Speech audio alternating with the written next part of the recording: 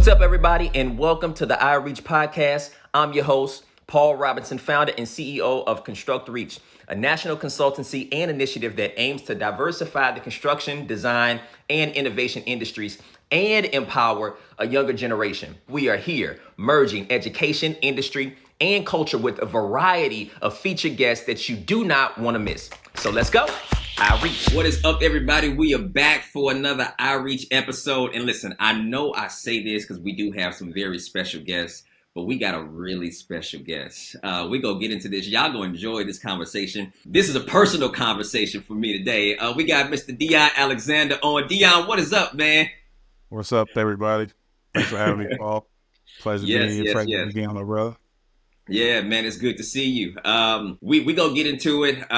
We typically talk through people's journeys and things like that, but you may hear in some of Deon's responses me interwoven into some of the responses that he gives because we go way back. Me and his brother go back from college, and we go get into that, man. As we talk through just our relationship, what you're doing within this industry, man.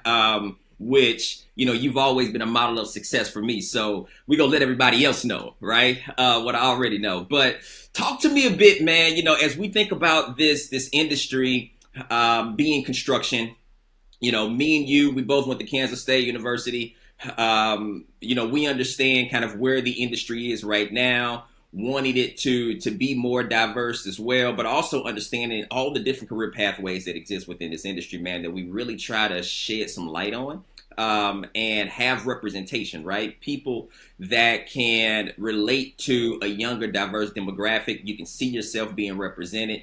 And so talk to me a little bit, man, just about like your journey. How did you get into construction? Oh man, it was actually interesting. We'll go way back and then we'll bring it up. So I won't waste too much time, but I'm gonna give you the short and clean version. So growing up, I always wanted to build something. So I thought the pathway was to be an architect. I didn't really know about construction management or the engineering aspect of it. So when I got out of school, originally from Baltimore, played lacrosse. I had like wanted to go to Penn State, play lacrosse, and went up there. Things didn't work out the way we thought they were based on demographics, all that good stuff. And so I ended up going to Norfolk State for a year down in Virginia. So started out in that construction management program. They had some issues. So over the winter break, they dropped the program, didn't let me know. I go back during the spring. They say, hey, you need to go see this counselor. And the counselor was for industrial engineering, right? I was like, oh, no, that's not what I want to do. So I went back, got online, went back to the library, and I went through and found out about architecture engineering. So it was two schools at the time. Well, Penn State was one, Kansas State was the other, and OSU was the third option. So it was between Kansas State and OSU. At the time, K-State, the ARE program with the construction management was a 5-year program, 162 hours, right? So I just looked at that and compared to see, hey, if I was interviewing someone head-to-head from OSU and the Kansas State, that person with that extra year curriculum and those detailed courses would probably have an upper hand on me. So that's why I chose Kansas State, and that's what happened. So we went out there, and it was a challenge, because if you know anything about Baltimore City, they don't have the best schools or high schools and things like that. So through high school, I never took chemistry or anything.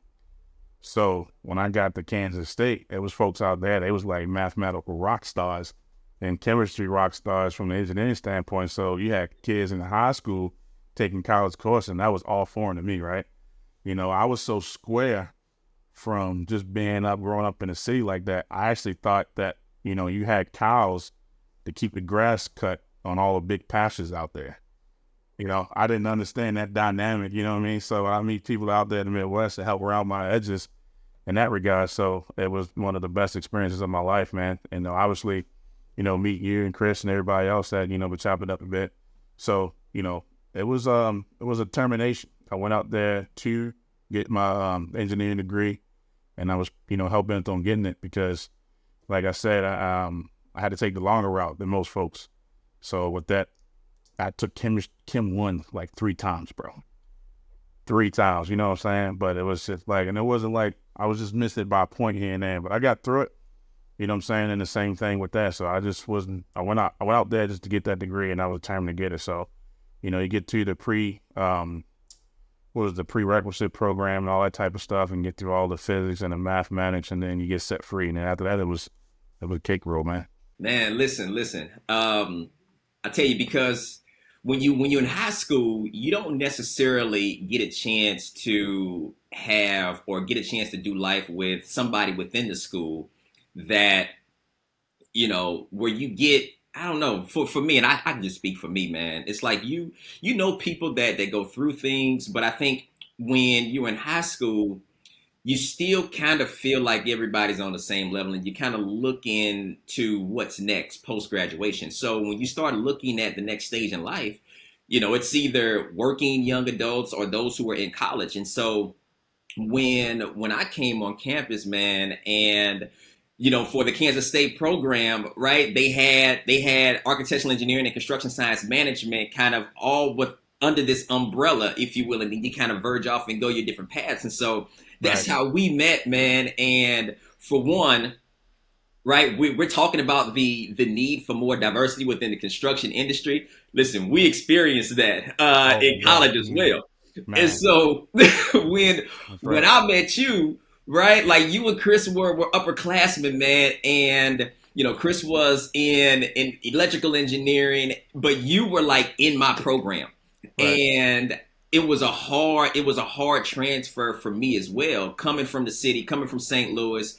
That's right. Um, Not really having a family that had grown up in the industry. My father was in it, but he was never really a champion of it, like for me. And so I was just still in this discovery mode, man. And I felt like I was behind the eight ball a bit, That's it. and when you can't necessarily relate to anybody and you have these expectations of you not knowing certain things and you don't want to prove them right and you don't want to ask for help, it was really That's right. hard, man, to like find somebody to really take me under their wing that I could draw inspiration from, that I could bounce ideas off with, and at that time I can vet with. Right. Right. Like Right. you were that guy, I appreciate that, that man. was Yeah. on campus, man, that really inspired me to keep going. With you sharing your story and everything that you had to go through to be in that position, and you were still going through it. Oh, man. That was so helpful for me, man. With sticking with it, because I had a tangible example of what it took to progress and to get through that program, and it was a very good program. I mean, I still got friends, from that time that we're still close with today, and so I appreciated it. But it was really a shell shock, man, like coming No, big into time. this new environment. So yeah, Big time. Big time. I still talk to professors there, man. We still talk. yeah, If I run into any issues, like Julia, she taught me everything I knew about HVAC design. And so that actually catapulted me and excelled my career because as I was coming out, 'cause I did the internship things and all that type of stuff. So when I started going full time, man, it was the sick building syndrome was really starting to kick in, and people starting to focus on selling NEP services as a an added bonus, as a luxury service, if you will, or premium service, I should say. And that's been my path, man. So it just helped out because I didn't necessarily want to do the design side, you know. So I went out to the field, and then that background in design actually helped, just low class folks. So I had to learn how to play the corporate game, and then it's a different corporate game when you out in the construction field because people are a little bit more raw. You know what I'm saying? you So got more HR is autonomy not, out there in the field. yeah, HR is not as prevalent and things like that. So you get your skin thickened pretty quick. Either you fold or you stand tall.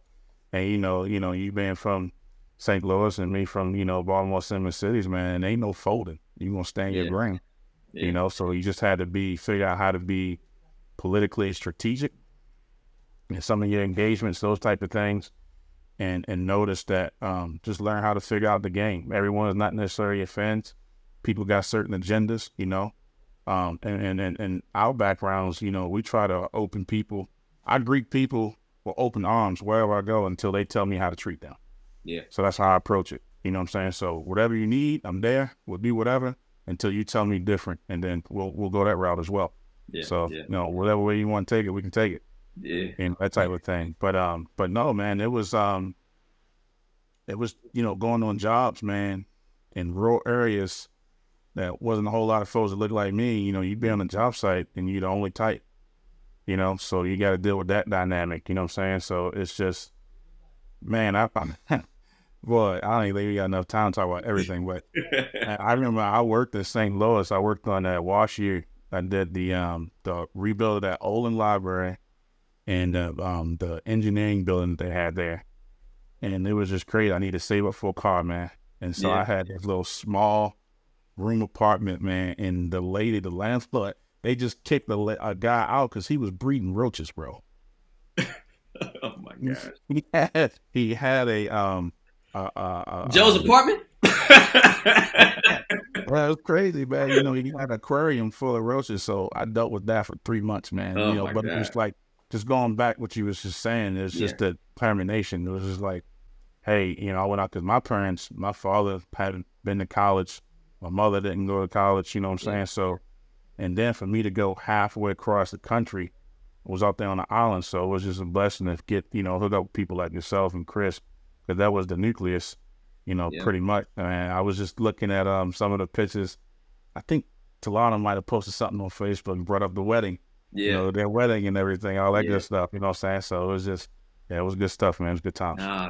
That's good, man. And I feel like you need that, right? You need, people that you can connect with, because you definitely have determination and you have a desire to get places, but it sure does make it a lot more palatable, man, when you have other people that you can kind of draw strength from as well, that have a shared experience, where you can encourage and support one another, and so you definitely wanted to just kind of put a pin in that, man, during those college years, to just let you know how big of an impact you had on me, the value of internships, because that was a big thing in our program, and having the different companies come in and you signing up for interviews and things of that nature, and just like, hey, listen, I think I even interned at a company that you interned with. I mean, it was just like I was following suit, man. I was definitely looking up to you and trying to model my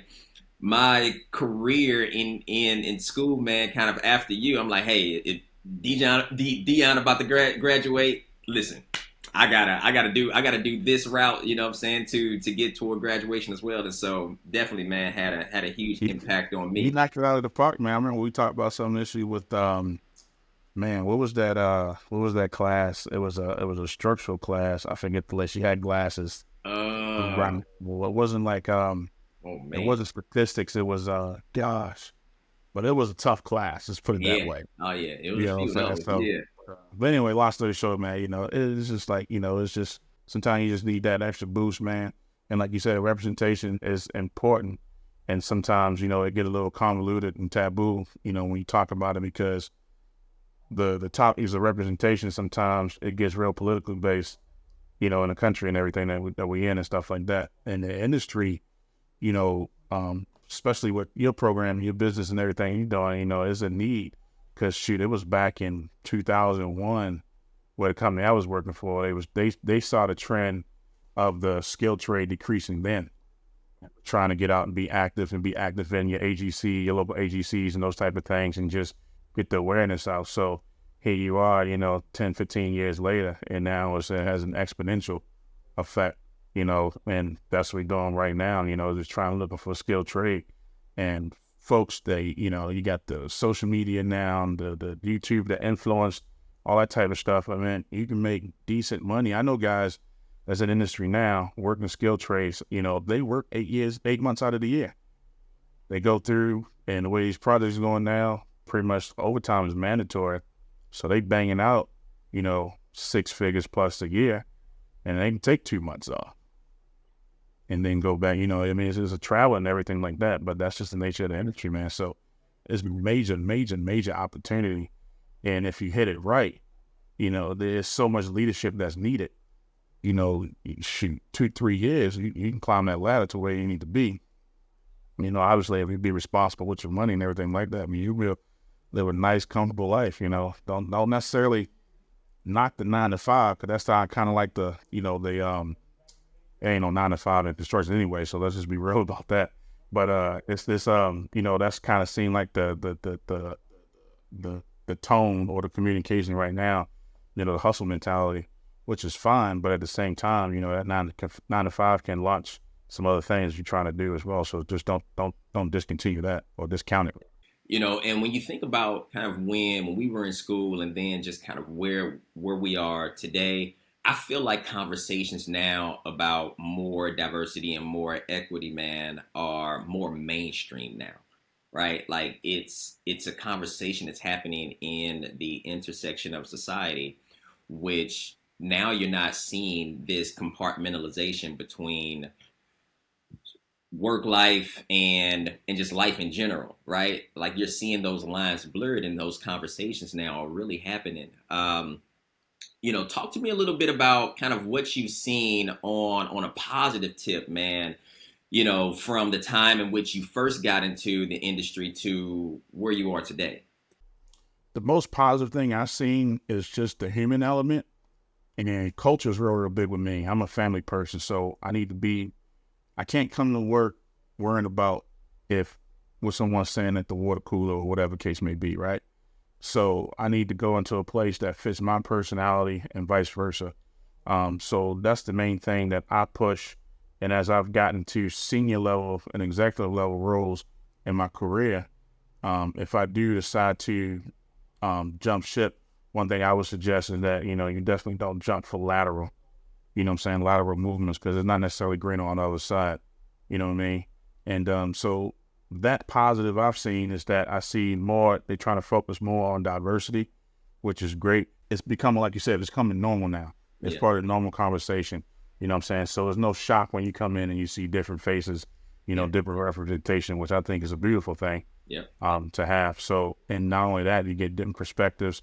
And I think you can turn over a better product, as a company, or if you build them, because the building is the product, the project is the product that you turn over, in that regard. So that's the one thing for me coming in. It was just more, all right, you just hear you on the sideline, so that positive to me is amazing, and it's beautiful to see. Even when you get those 25, 75 projects with minority companies and things like that, what I'm saying, that's more prevalent, whereas though it was all right, first let me just find somebody that got that, NWBE stag, and then we'll get them in so we get the project. But now the partnerships are more strategic, in that regards, which I think is great as well. Yeah. And now it's just like, hey, it's just the understanding that more people can bring stuff to the table, and all that nonsense is not necessarily in there as it was back in '99 or 2002 and all that type of stuff. It's completely different now. So that's one of the biggest positives I see. Yeah, no, that's good, man. That's good.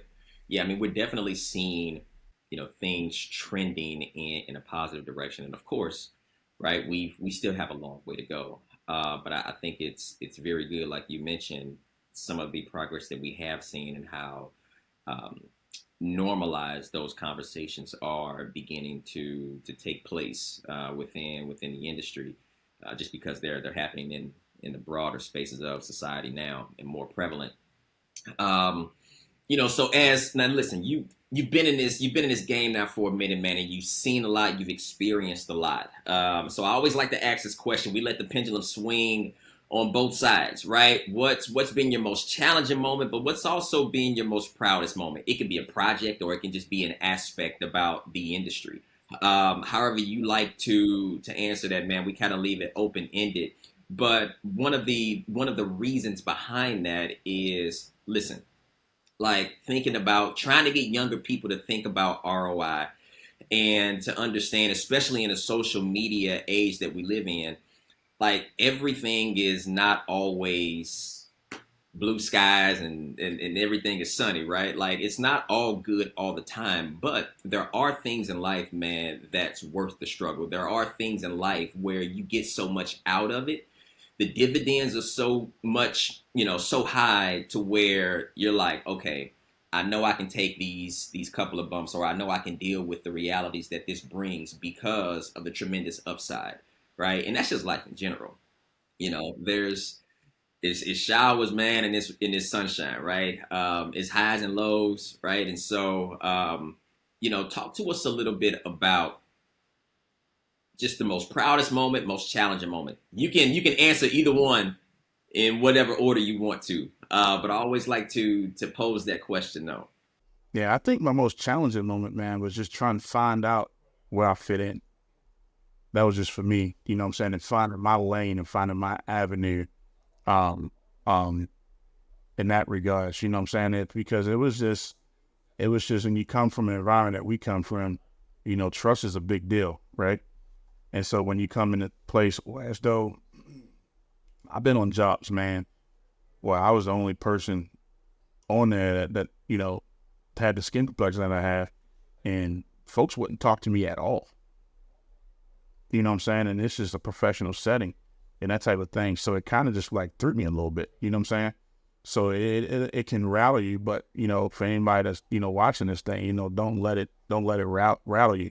You're there for a reason, and your purpose is a lot bigger than somebody that's just a little bit ignorant. You know what I'm saying? So that was just once I figured that out, then I didn't give you know I didn't care.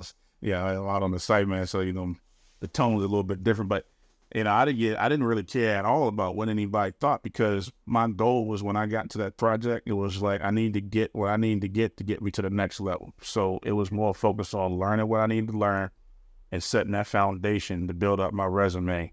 Because once you get to that point, then no one can take your experiences away from you, no matter what. And so that's what I offered to the table and everything like that. So I just used that as that was my focus point, and that was the most challenging thing. But once I got past that, man, it just became easy. And then having confidence in my skill set and my value that I bring to the table, there wasn't people interviewing me, I was interviewing them. You know what I'm saying? So it wasn't like, hey, you should be privileged to come work for me. Nah, I'm choosing where I want to go based upon culture. So if I got into an organization and they had the business development people, the HR people, you know, asking like boilerplate questions and stuff like that, no, the people that I've done well with and the companies that I work with, it was more of a conversation like we had for every process. And just told me how the culture was from the top down. So my proudest moment, man, was that when I really started focusing on the career, and when I became the project manager, it was just like, now I can correct a whole lot of wrongs that was done as I was coming up. You know what I'm saying? So I learned what not to do, and just bring it more of a human element. So it brings me pride and joy when I can tell somebody, hey, as long as you're taking care of the business is what takes care of us. Go spend some time with your family. You know what I'm saying? That type of thing. So that and then obviously, the higher you go up, the checks get a little bigger, right? But other than that, man, it was just having that. And then, when you work on the size of jobs out there, you start to get known in that circle, so you start having a reputation, that type of thing. So you just do what you need to do to maintain that reputation, because that means a lot. So that, yeah, it was just that, man, just giving some people, man, just, out there being squashed, man, just saying, hey, just relax, just putting more of that human element into it, I guess, is one of the proudest things for me. Absolutely, man. No, that's good. That's good. And listen, for y'all don't know, like this is a very well accomplished man we talking to. Young man, right? Like, listen. This industry, like, he started early, but this industry has a lot to offer. Deon, man, share with us as much as you can, right? The type of projects that you have worked on, the scale of those. But just share what you can, just so that people understand. Like, listen, you can do some amazing things within this industry. You can put your stamp. You can be involved on some very noticeable, some very monumental projects that can take place to transform cities, communities, experiences, quality of life, everything. Man, talk to us a little bit just about what you've done. I think I've worked on the whole lot. I mean, Heck, the smallest from a value standpoint project I worked on, I think was about 35 million, was a small hospital. And the largest I done was about 2.6 billion dollars. This is a little over 2.4 billion that I'm working on now. And the one prior to this was, I think it was just under $3 billion, and they had multiple phases. So it's, I mean, like you said, if you a car salesman, you can get to the industry because sales is skill. So you'll work on the front end with the business development folks. You know, if you want to get into cybersecurity, you know, technology and IP, IP rights and all that type of protection like that, and you can get into the industry and do that. You know, if you want to just be, you know, a mail clerk, you can get into, you know, this thing and just, you know, work on the clerical side of it, that type of thing. If you really want to be technical, you know, you get to engineering degree, or you can start out in the field and work your way up into the office, into management, which is probably the easier thing because most companies are going to pay for your schooling anyway to keep you about, you know, they're investing to you. So that's probably one of the quickest ways you can get a degree and also climb the career path, you know, as opposed to the route that we went, right? So you can go through and learn that skill set, because if you learn how to run the field and then you become management, you're that much more valuable. And that's how I started out, as a field engineer to a project engineer, through internships and full-time. Then I became assistant MEP superintendent, project manager, senior project manager, you know, that type of thing. So, and I've had interviews for stuff like that from just executive positions as well, but it's just, you know, depends on, you can pick and choose once you get, you know, this might be my 24th year, you know, starting out and all that type of stuff. But yeah, man, that was just, from that, let's see, if you, like I said, we talk about that, if you just like talk about the clerical piece, hey, even if you want to do safety, if you want a safety background, right? You come from like a medical field or was a nurse, that type of thing, you can get into safety. There's degrees in safety, you know, so from, you start out as, you know, getting your CPR certification when you was younger, and that can roll into that, you know what I'm saying? So there's so many aspects. Even if you want to be a mechanic, right? You can work for companies because companies own equipment now, and so they got that equipment needs to be serviced on the job. There's so many avenues.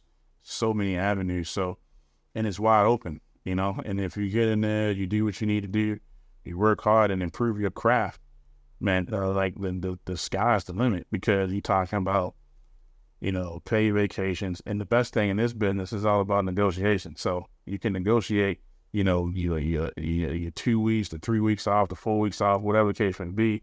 You know, there's bonus ties in there. There's, milestone bonuses. There's so many things from a compensation standpoint, you know, and then it's just, you find a good company that, you know, take care of you, man, you know, so you can get out there and do a whole lot of things. Just, it's wide open. Anything you can do in any other industry, you can do within this industry.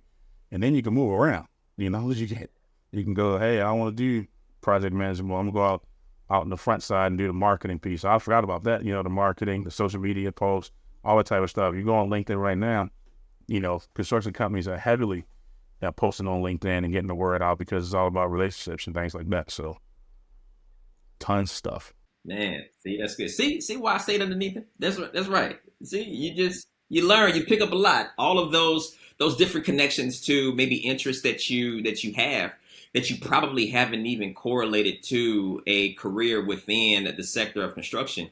He just named and just rattled off, right, about a dozen career pathways that you can transfer into the industry without starting in the industry, right? So there you have it, y'all. I mean, it's a lot of nuggets. Hopefully you picked up on that, you know. And so, look, Deon, we've got this segment, right, that we call Community Insights, and what we like to do within our CRC, that is our ConstructReach community. That's our app. It's almost like our niche, if you will, LinkedIn, where we get a chance to really connect with organizations, industry professionals, a younger demographic, or what have you. We pose questions in there every once in a while to kind of hear what the community is talking about, man, and for them to share their experiences, insights that they have to maybe help someone else in theirs. So the question that's circulating now is this right here, and I want to bring it into this episode so that you can answer it. What's one tool, right? What's one tool that you use to stay focused on your goals and your dreams, right? So how do you keep the main thing the main thing? Well, the biggest thing is to keep my focus is my family. Yeah.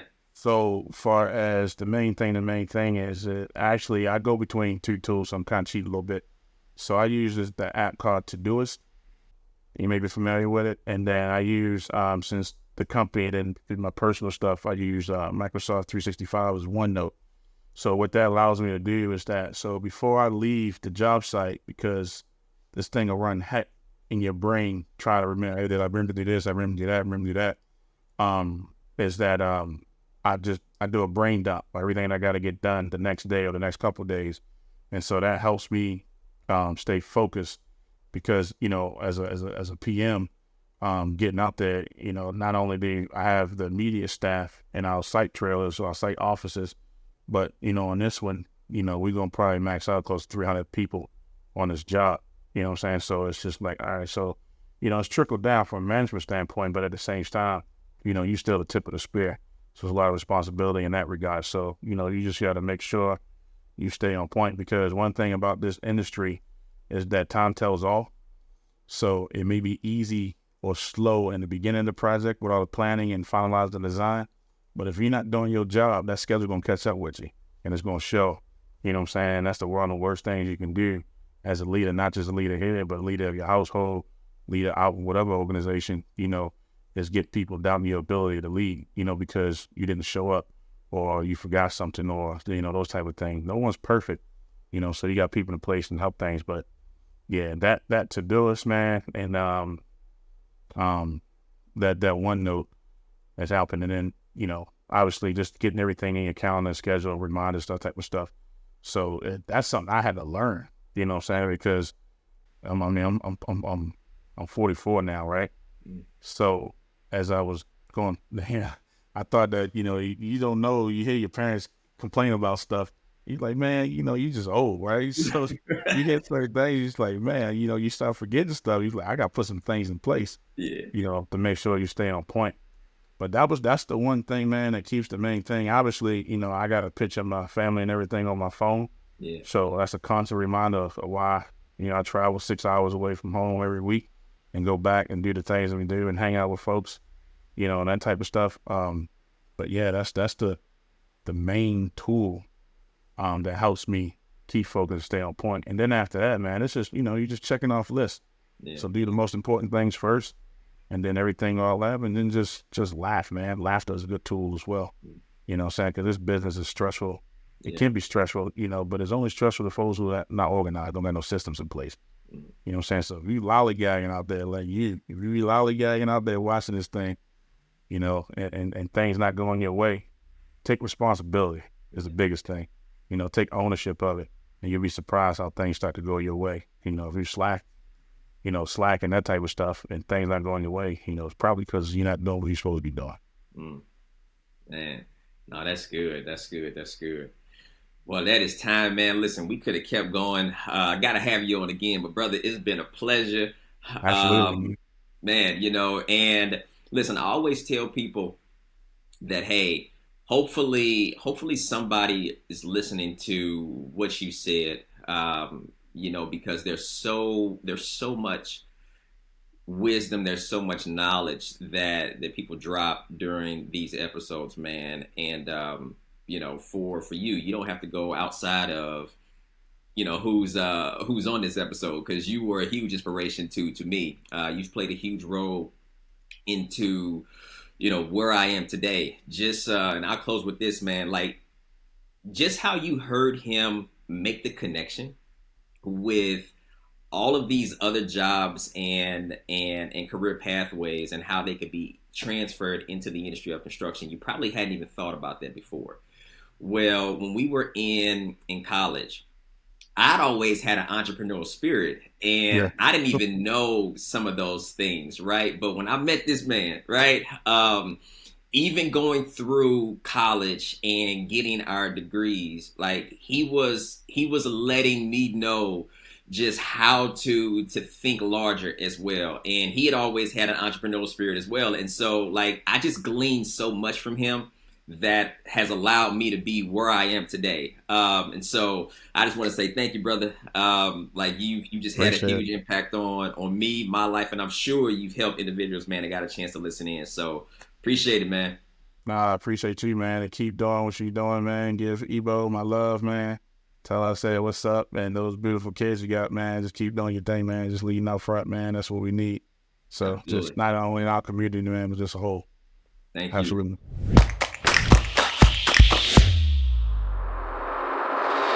What's up, everybody, and welcome to the iReach podcast. I'm your host, Paul Robinson, founder and CEO of ConstructReach, a national consultancy and initiative that aims to diversify the construction, design, and innovation industries and empower a younger generation. Every single week, we are here merging education, industry, and culture with a variety of featured guests that you do not want to miss. So let's go, iReach.